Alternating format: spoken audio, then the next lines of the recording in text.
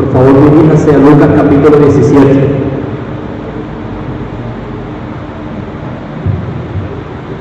Lucas 17. Estaremos en los versículos del 11 al 19.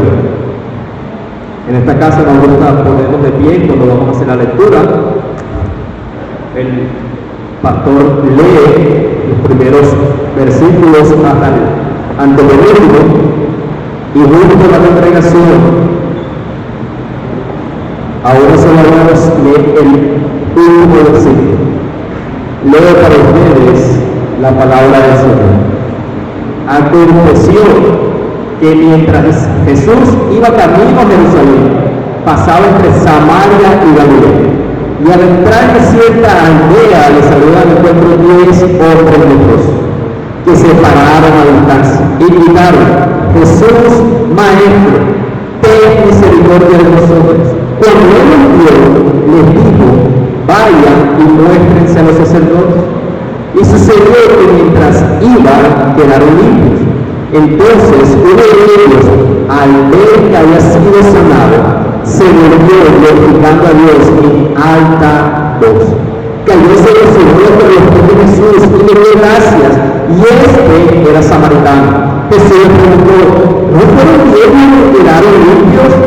Y los otros 9, ¿dónde están? No hubo ninguno que regresara a dar gloria a Dios, excepto este extranjero. Todos.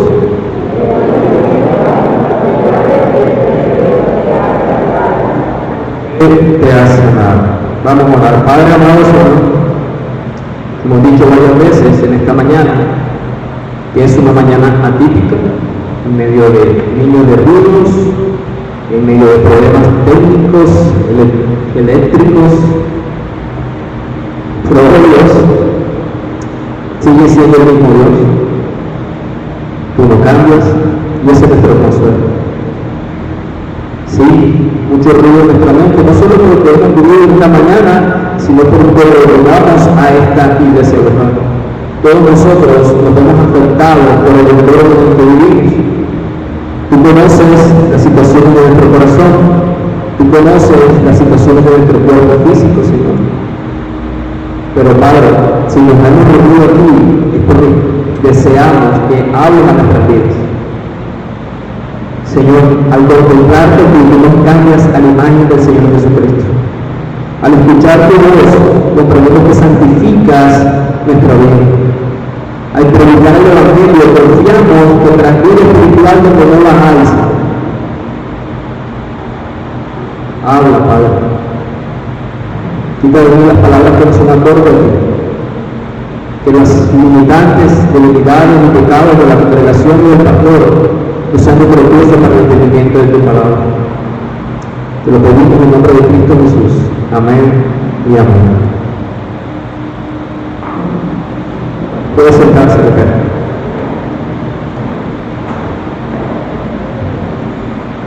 Dentro de la narración, al culminar el versículo 17 adelante, Jesús hace una serie de preguntas. Y una de esas preguntas es la que deseo que sea el título del sermón. Versículo 17, en la parte final dice: y los otros 9, en la original sería: y los 9, ¿dónde están? Ese es el título del sermón.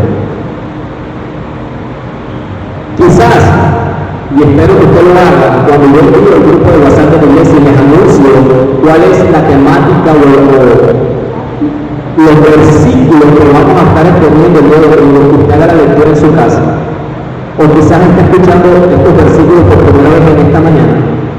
Usted leyó ayer, escuchó esta mañana, y cuando ve este pasaje tú estás pensando: ya veo por qué la razón. Quizás la enseñanza de esta mañana estará orientada a lo que significa ser agradecidos y lo decepcionante que es cuando alguien no lo es. Un ejemplo es: si usted ha invitado a alguien a su casa, un grupo de personas, supongamos 5, y que solamente 2 de ellos le dijeron antes, dice gracias por la invitación, y los otros 3 se fueron emocionadas, bueno, este sermón va a servir para que estos hermanos de la congregación que yo he invitado son para nada agradecidos, entiendan el principio de la gratitud. Pudiera dar una charla en relación a eso, en relación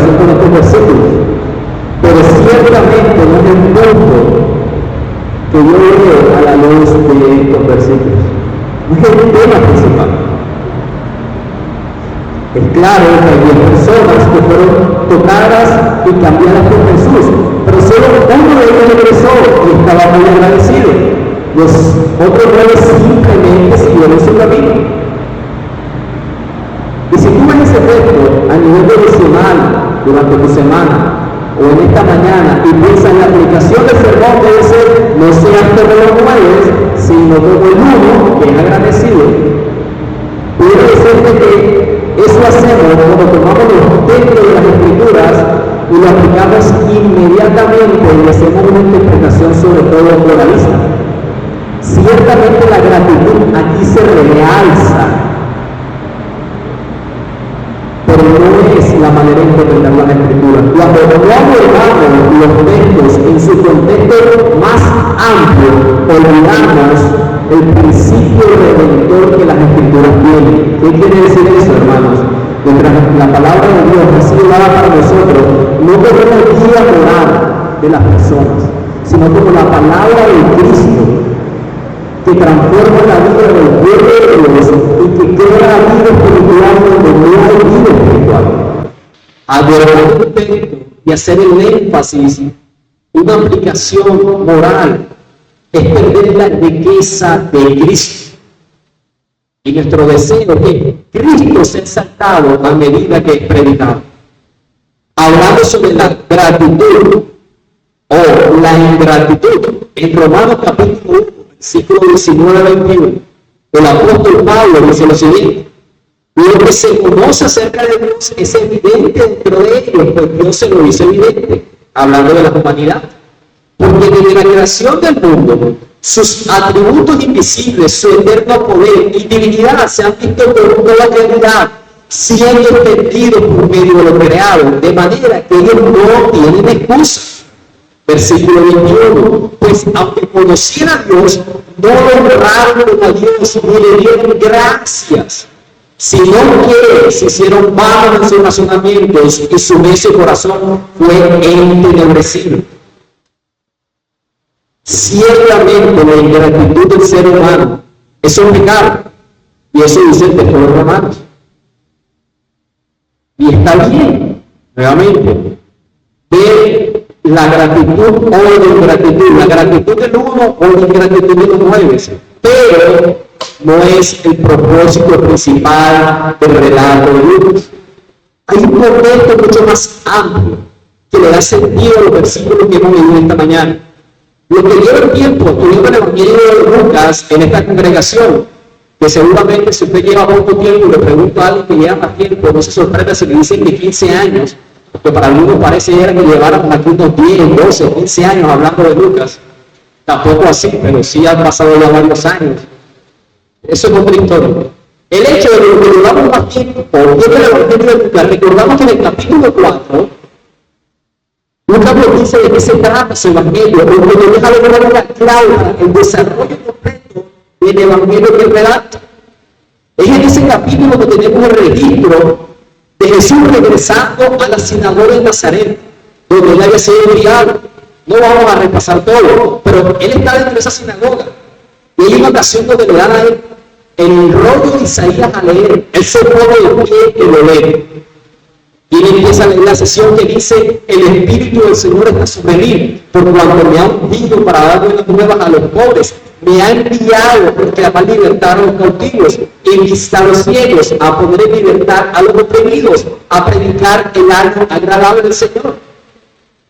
Las personas que estaban en la sinagoga ese día entendieron lo que Jesús estaba citando, pero un shock a la conciencia de ellos que cuando Jesús se sienta, que es la postura que tomaban los rabíes de la época, y dice: hoy delante de ustedes se ha cumplido esta escritura que acaban de escuchar.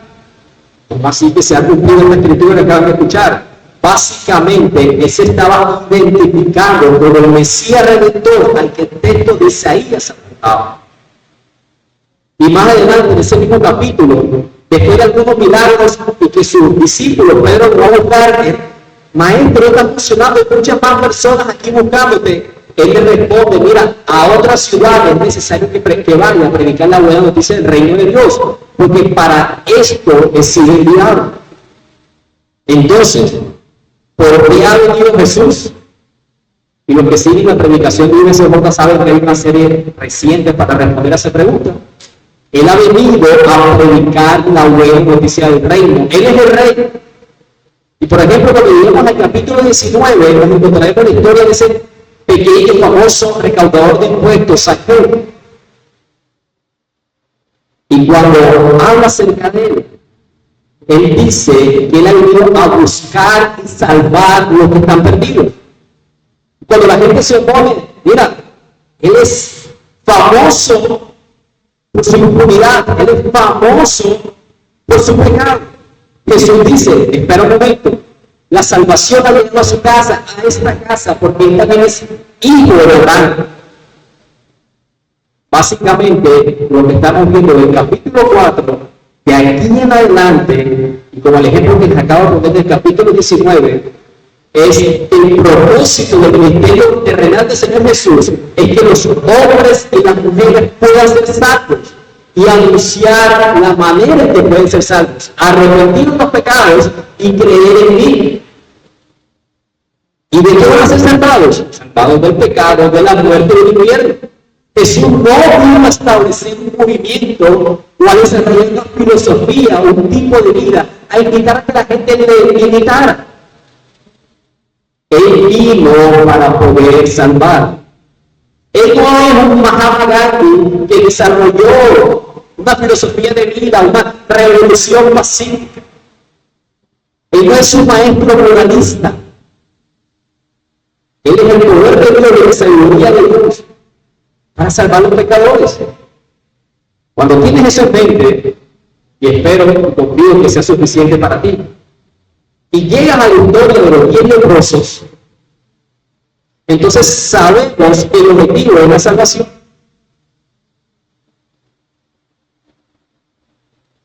¿Qué es el objetivo de la salvación?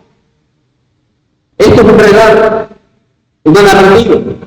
En otro momento te he dicho que las narrativas no es necesario dividirlas. Eso es un poco que hacemos con dividir un sermón. Es una idea mnemotécnica para que usted pueda recordar con mayor facilidad lo que el día domingo. Pero las narrativas, basta conseguir la secuencia del flujo de pensamiento e ir respondiendo junto a la palabra. ¿Cuál es mi deseo? Que sus ojos estén concentrados en la Biblia que tiene en sus piernas y sus oídos atentos a la exposición. Ahora, en el pasaje que hemos leído, se nos dice que sucede mientras Jesús iba camino a Jerusalén, que pasó entre Samaria y Galilea, que entra en una aldea y que salió al encuentro 10 leprosos y le pidieron, le clamaron, le gritaron, ten misericordia de nosotros. Déjame darte algo más de este relato. Mira primeramente un leproso delante de la presencia de Jesús. Solamente Lucas narra el relato de 10 leprosos, los otros evangelistas no lo tienen en cuenta. El capítulo 5 vive la historia de ese leproso, y cuando vio a Jesús a lo lejos, le dijo, si tú quieres, yo seré limpio. Y Jesús le tocó y le sanó. En este relato vemos las diferencias. Aquí hay una sanidad sin que Jesús le toque. Él está limitado su manera de actuar. ¿Por qué ellos se encontraban a la afuera de la ciudad? Quiero recordarles que la lepra era una enfermedad que te aislaba, te segregaba familiarmente, socialmente y ritualmente. La manera de prevenir que la enfermedad se extendiera era apartando a las personas. Esa fue la primera pandemia, el primer COVID. Algunos de ustedes alcanzan a recordar. ¿Qué hacíamos en la época del COVID cuando alguien estaba enfermo? Apartado, segregado, mirado como lo peor, más cercano que pudiera, hasta que usted le dio COVID y ya fue más compasivo con el que había tenido. En ese punto, ellos no podían participar ni de la vida familiar, ni de la vida social, ni de la vida ritual, es decir, los ritos establecidos, las ceremonias establecidas en el antiguo pacto. No podían tener una relación con Dios porque el pueblo de Israel se relacionaba con Dios en el templo. Ellos eran apartados y segregados. Ahora, ¿por qué Jesús iba camino a Jerusalén? Porque iba a cumplir su propósito. Eso lo vimos por allá en el capítulo 9, cuando se dice que puso su rostro fijado hacia la meta.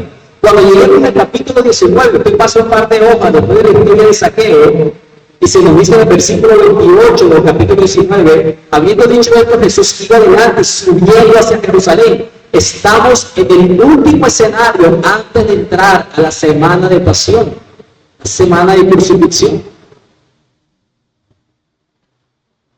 Hablando acerca de la lepra, quiero decirles que ese aspecto de segregar, apartar, no era un aspecto cultural y únicamente sanitario, era una ley del libro de Levíticos. En el capítulo 13, por ejemplo, cuando se habla del leproso, en el versículo 45 dice que el leproso que tenga la enfermedad vestirá ropas rasgadas y dejará suelto el cabello de su cabeza y se cubrirá el labio superior y gritará: inmundo, inmundo. Por lo tanto, si descubrías que tenías esto, no podías ir a ninguna parte de la ciudad, tenías que aislarte de la sociedad y te identificabas como leproso. ¿Qué quiere decir eso? Que si ibas por un camino, recuerden que ellos viajaban de aldeas a aldeas, y tú veías que eras leproso y veías que otra persona se acercaba, al poner tu mano sobre el labio superior, es básicamente hacer este gesto, y gritar: inmundo, inmundo. O sea, tú anunciabas tu condición para que el otro se apartara. ¿Se imaginan ustedes de eso? El versículo 46 del Levítico dice: vivirá solo, su morada está fuera del campamento. Ahora, es muy notable que estos leprosos no estaban solos. ¿Quién era su compañero? Pues otro leproso. La lepra la aislaba, pero este relato nos deja ver que había algo de compañerismo en medio de ellos.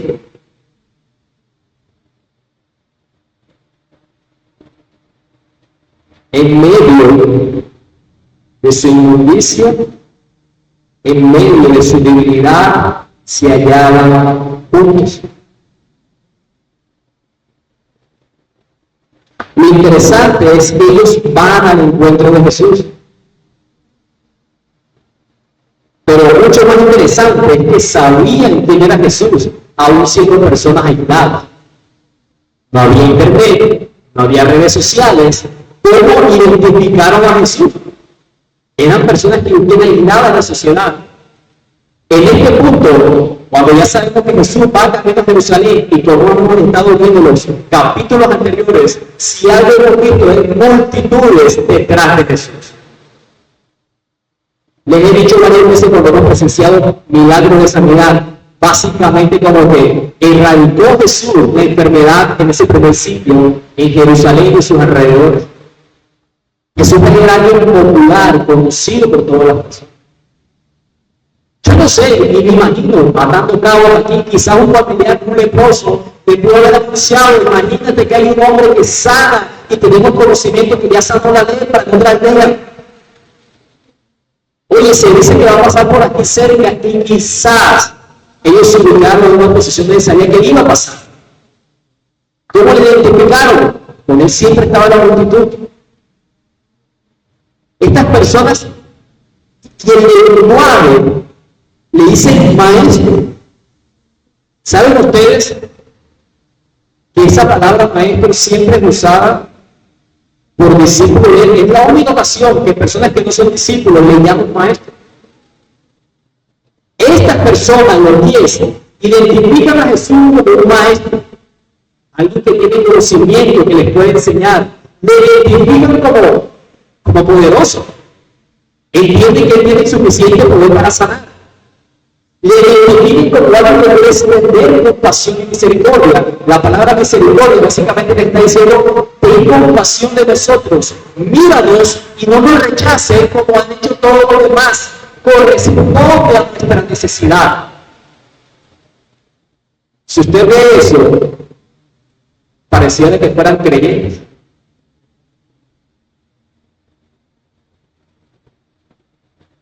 Ahora, en esa unidad en medio de su miseria, por supuesto mantuvieron su distancia de Jesús. Ahí está el hermano. Separaron a distancia, dice el versículo 12. Y gritaron tan fuerte como pudieron.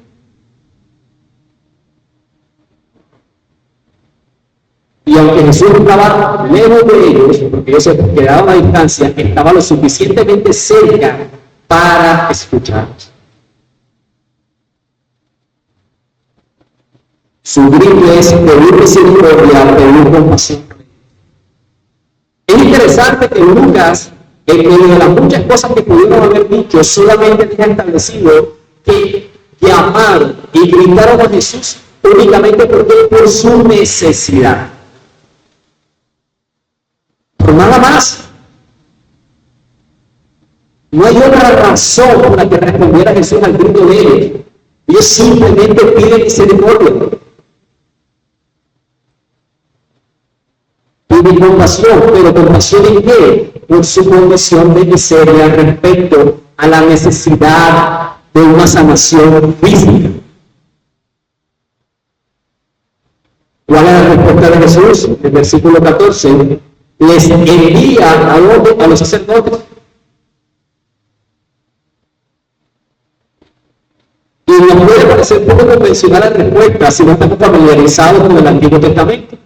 Nuevamente, en el libro de Levítico, el capítulo 14, en los versículos 1 al 4, manera de resumen, dice que el Señor le dijo a Moisés: esta será la ley para el leproso el día de su purificación. Será llevado al sacerdote, y el sacerdote saldrá del campamento, y el sacerdote lo examinará. Si la lepra sana en el leproso, el sacerdote ordenará que se prueben para él, que se purifica 2 avecillas vivas y limpias, madera de cedro, y sucesivamente, básicamente la descripción del sacrificio que presentarían por gratitud por la sanidad.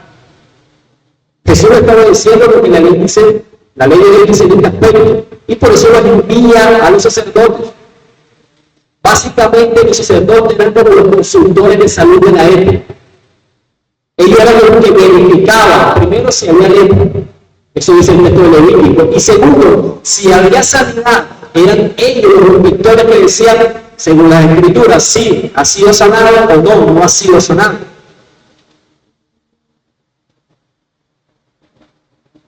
Yo no sé cuántos de ustedes han pasado por un dengue, o han conocido un familiar o un amigo que ha pasado por un dengue. Pero normalmente la Secretaría de Salud envía personas que inspeccionen el lugar del contagio.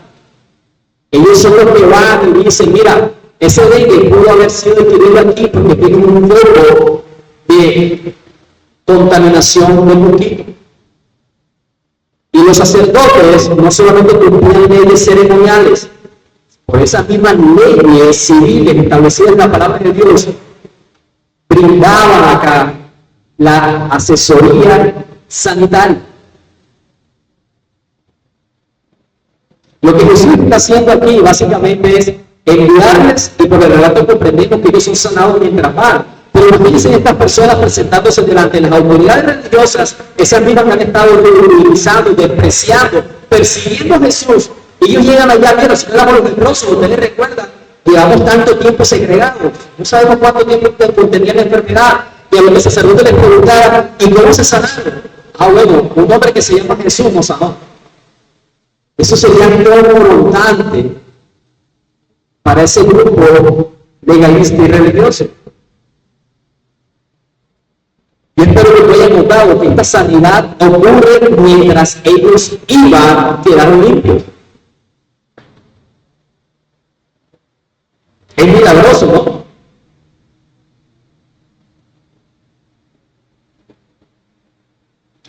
¿Tendrán misericordia de nosotros? ¿Tendrán compasión de nosotros? Vayan, muéstrense a los sacerdotes. Bueno, él lo dijo: vamos a ir. Y mientras vamos allá, ocurre el milagro. Como cuando su voz ordena a la ola del océano que haga calma. O en el cántico de Charles Wesley, él habla y escuchando su voz, los muertos reciben nueva vida. Él habla y el leproso queda limpio. Ve, y mientras iban por su camino, quedaron purificados. Déjame hacerte un paréntesis aquí en relación a los milagros del Señor Jesús. Bueno, ustedes, al igual que yo, están leyendo el texto. Ellos se presentaron el día de los milagros.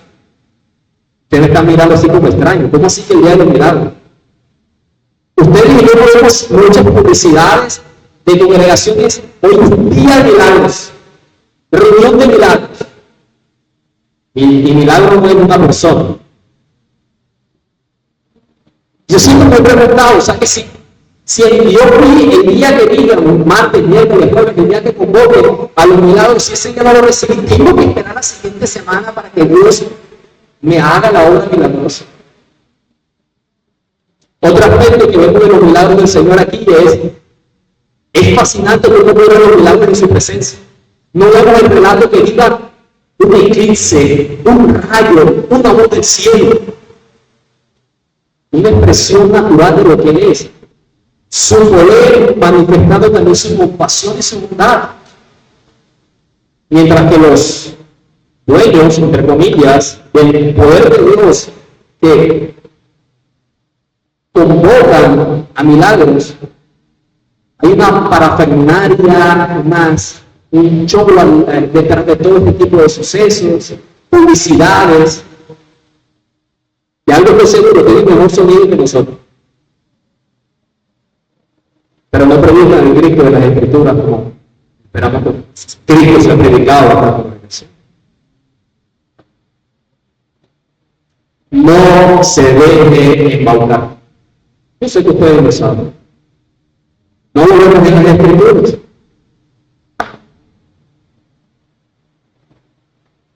Mientras iban, quedaron limpios. ¡Wow! Increíble. Estas personas, los 10, reconocían a Jesús como Maestro. Le reconocían como todopoderoso, como dador de misericordia y de compasión. Ten, por favor, compasión de nosotros. Y Él le dice algo y lo obedece. Hasta aquí los 10 lucen como si fuera un creyente.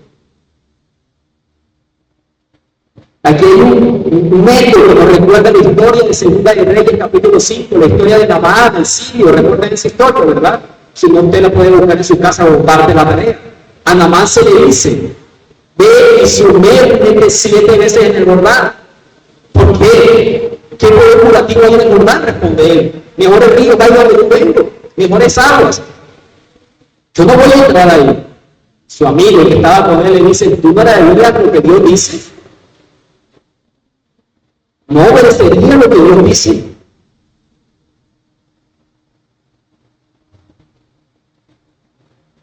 Es posible que hayan personas al alcance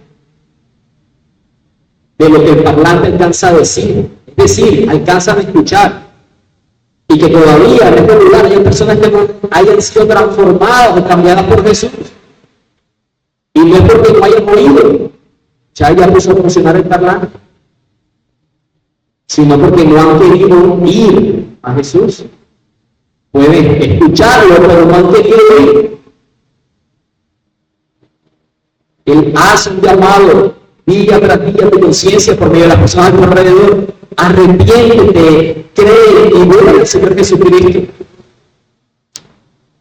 No es necesariamente un asunto de escucha, es un asunto de obediencia al llamado de Cristo. Y nos dice el texto: uno de ellos se dio la vuelta. Los 10 se acercaron, clamaron por misericordia, y luego Jesús los envía a los sacerdotes, y en el versículo 15, uno de ellos se volvió, y dice el texto: al ver que había sido sanado, se volvió glorificando a Dios en alta voz. Este, que sabemos por el relato, es extranjero, es samaritano, no tuvo la tarea de ir a los sacerdotes, se detuvo a mitad de camino. Los otros 9 sí lo hicieron, pero este regresó Tú no podrías ser incorporado a la sociedad nuevamente, familiar, social, ceremonialmente, si primero el sacerdote no daba el veredicto de la sanidad. Tenga eso presente en su mente. Ellos nuevos iban en pos de eso. Imaginemos la escena. Mira como un leproso esta mañana. No mira al otro, tú mismo. Y ahora los que están a tu alrededor también son leprosos. Y mientras van y han creído que Jesús dice, vayan y se presentan, se empiezan a mirar. Y empiezan a mirar lo que está a tu alrededor. Yo tratando de imaginarme esta escena de estos pobres, de estos sanados milagrosamente, vino a mí una imagen que tristemente hemos visto en nuestro país, de la liberación de personas que han sido secuestradas. Cuando ellos ven que han cambiado de posición, cautivos, a estar libres, corren. Hay veces con sus familiares, ¿no? Son imágenes tiernas, pero que han sido el resultado de lo peor de la humanidad, que puede ser el secuestro. ¿Ustedes se imaginan lo que estos 10 tenían en su mente? Quizás tenía un hijo como mi hijo que vieron ahorita. Que ese hijo que amaba por un abrazo de su papá, y ese cuánto no se lo podían dar. ¿Cuántos de ellos pudieron tener una esposa? ¿Cuántos de ellos querían estar delante de la presencia de Dios en el templo? Y eso, en apariencia, fue un mayor peso para los 9 que para el uno que se devolvió.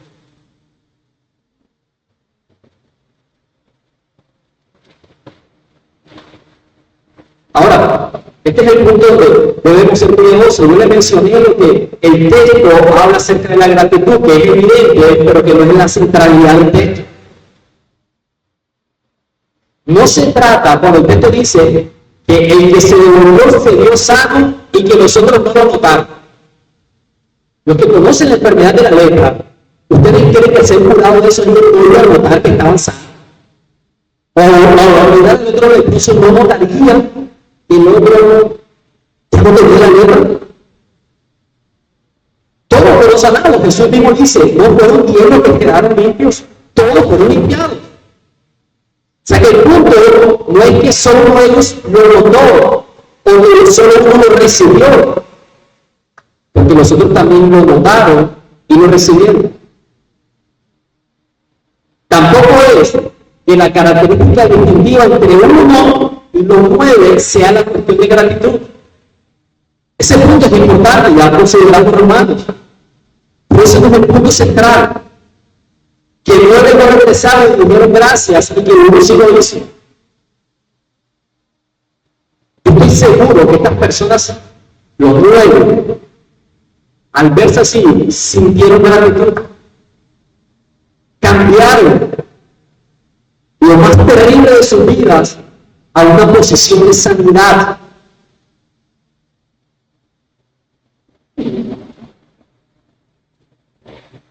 Déjame decirte que si miráramos el texto en el griego original, el inicio del versículo 14, cuando él vio esa frase en relación a Jesús viendo a los leprosos, es la misma frase del versículo 15, al ver que había sido. Cuando Jesús lo vio, es la misma frase del leproso que se vio así. Como si la conexión fuera, él se vio como Jesús lo vio.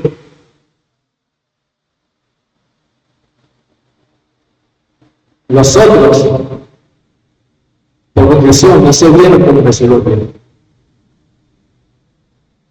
¿Por qué digo esto?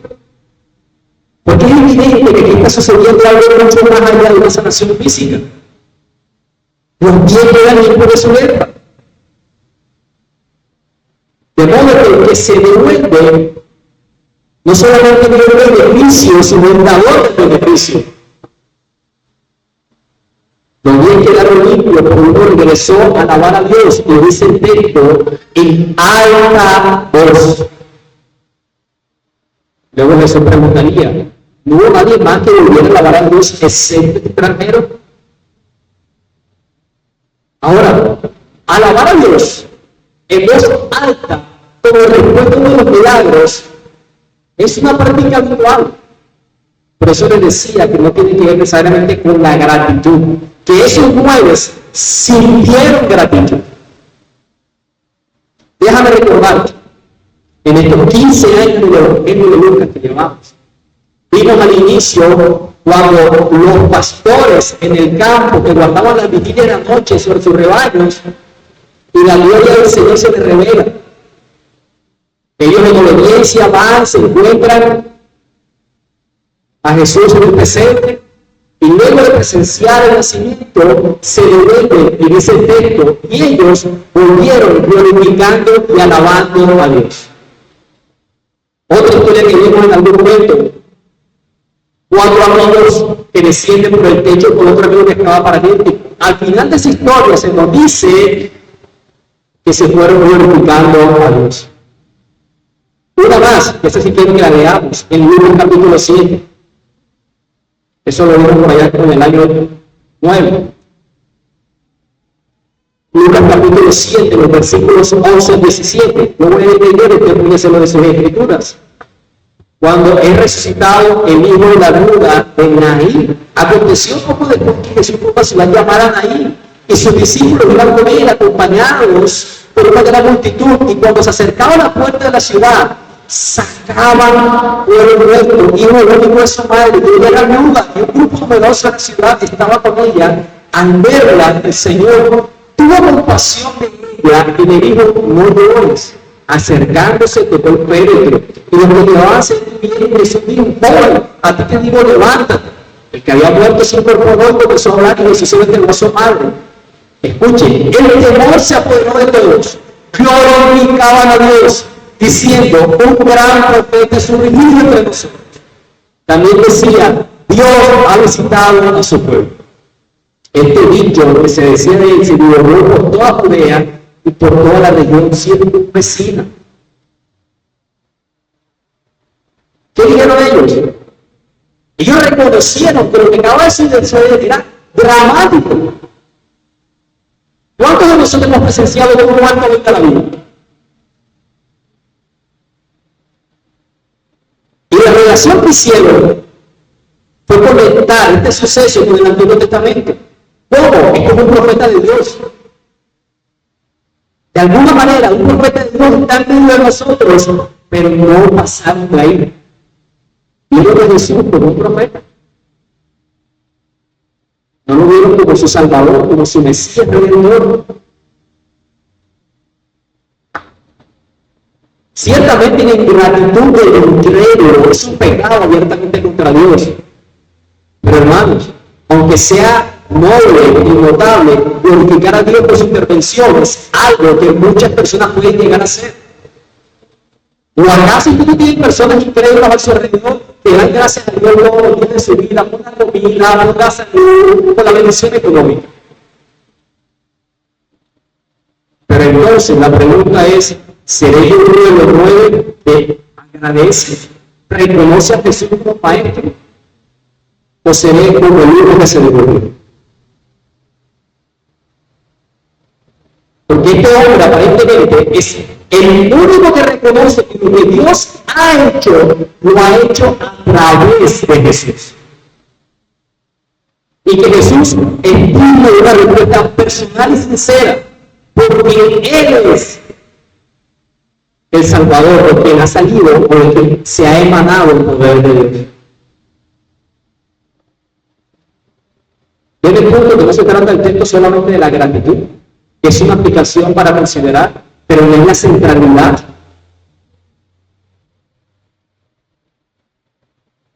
Somos una sociedad religiosa.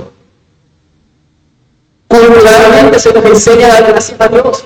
Le decimos eso a nuestros familiares y a nuestros niños. Hasta tal punto que hemos considerado que alguien tiene una relación con Dios porque sencillamente tiene a Dios en su boca y manifiesta gratitud para con Dios. Muchos de ustedes han venido esta mañana porque precisamente son agradecidos para con Dios.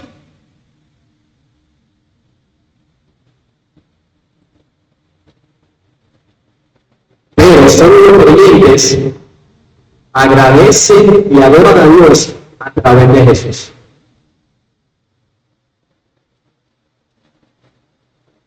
Déjame decirte algo. Hay muchísimas personas agradecidas por Dios en el infierno.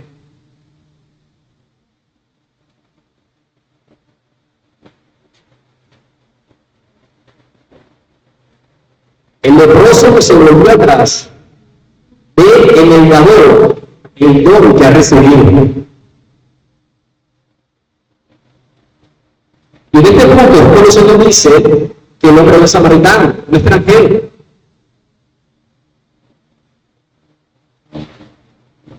Ahora, ¿qué relevancia tiene eso?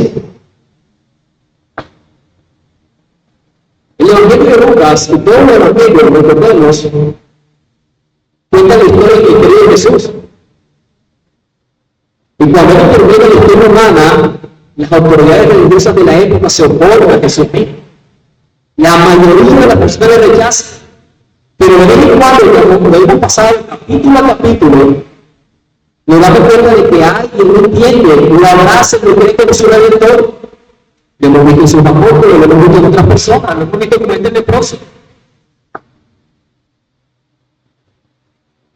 ¿Recuerdan la lectura de Lucas capítulo 4? Se abrirán los ojos de los ciegos. ¿Recuerda este leproso al ver este hombre una transformación en su vida que trascendía lo que sus ojos biológicos veían? Vino a ser despertado en sus ojos espirituales y que pudo contemplar la luz de Cristo, que los otros padres no pudieron verlo con sus ojos biológicos.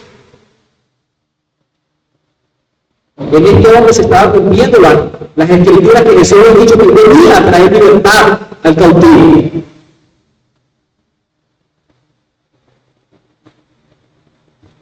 Es por eso que este hombre elige la adoración a Jesús postrándose en sus pies, que la valoración que los sacerdotes podían darle para ir a reincorporarse a la vida social y religiosa de la época. Porque este hombre reconoce quién es Jesús y lo que Él ha hecho. Él estuvo unido con nosotros por la misma miseria común, pero ahora son separados los unos a los otros a causa de Jesús. Y esto es un tema recurrente con el Evangelio.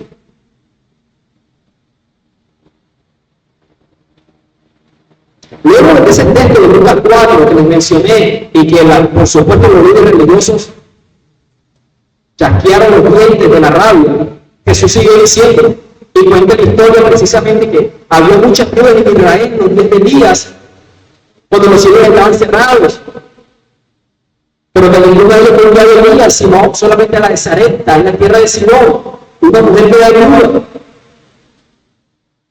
una extranjera. Posteriormente, en esta historia de muchos religiosos en Israel, del tiempo de Eliseo, que la mencionadita, pero solo la más del siglo. ¿Cuál es el punto? El punto que los que eran de adentro, los que conocían, eran personas agradecidas para con Dios, pero rechazaban a Jesús. Pero los apartados por los religiosos fueron personas incluidas y no rechazadas por Jesús. Los que se vieron a sí mismos como Jesús lo veía, como pecadores necesitados de la gracia que únicamente Él tiene para dar y nadie más. Estos que se veían a sí mismos, que no podían tener una comunión con Dios, como ellos mismos son, hallaron en Cristo el único camino de comunión con el Padre. Él vino por los pecadores, por los de afuera, por los leví, por los saqueos. Vino por la mujer junto al pozo, la que había tenido 5 maridos y vivía con otro, la samaritana.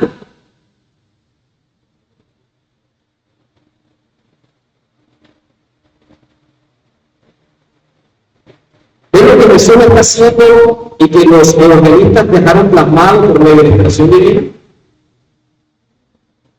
Lo que estamos viendo es Y cuando Dios incumbe una vida, no lo hace simplemente para que la gente diga, sí, yo creo que Dios es grande, yo creo que Dios es poderoso, yo creo que Él es milagroso. Mira, yo tenía esta enfermedad y he sido curado. He escuchado y he creído de personas que han sido sanadas por Dios.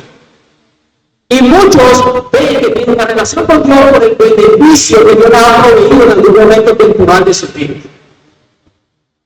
Ahora, pregúntate tú y pregúntale a ellos, ¿te has inclinado delante de Cristo?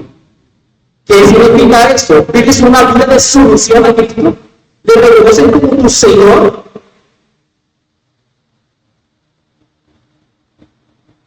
Muchos tienen a Dios en la boca, pero están lejos de su corazón de Jesús. Identifican a Dios, pero no pueden responder en que Jesús cree. Y muchos buenos pueden corroborarlo con sus vidas. Pensemos en la samaritana, fue ella, ¿no? La que dijo, vengan, vean un hombre que me dio todo lo que he hecho. ¿Quién podría conocer todas estas cosas? ¿No debe ser el Mesías de que la Biblia habla? Ella identificó a Jesús como el Mesías prometido. Vemos un cuerpo sano, pero un alma salvada de este hombre. Y aquí está el contraste. Y miren cómo se vivía diciendo hasta cierto punto de la historia. Hasta cierto punto todos parecían iguales. Y aún esto correspondieron al llamado de Jesús. Vayan los sacerdotes. Ahí en ese punto parecieron que eran incrédulos.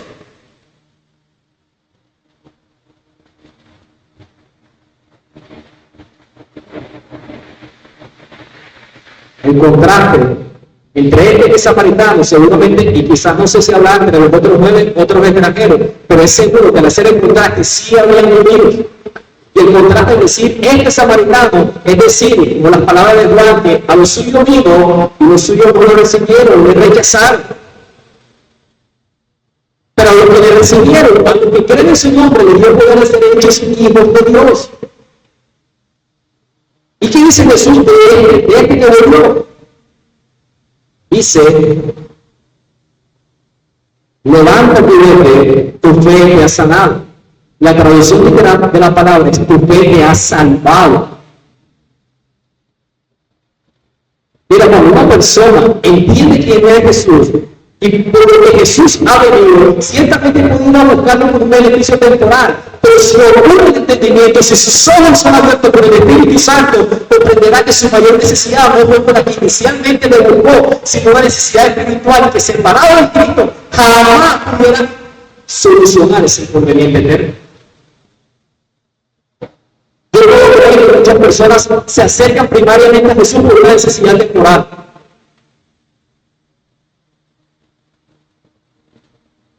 Pero una vida de sometimiento a Cristo evidenciará que lo que recibiste no fuera solamente temporal, sino eterno.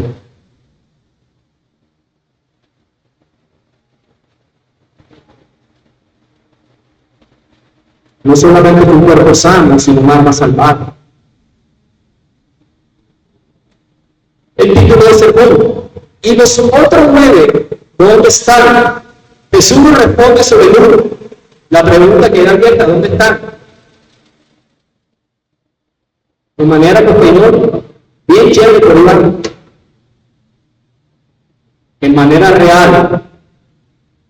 Ahí van, bien agradecidos con Dios, pero al mismo tiempo alejándose de Él, porque se separan de Jesús, lo cual únicamente conduce al infierno.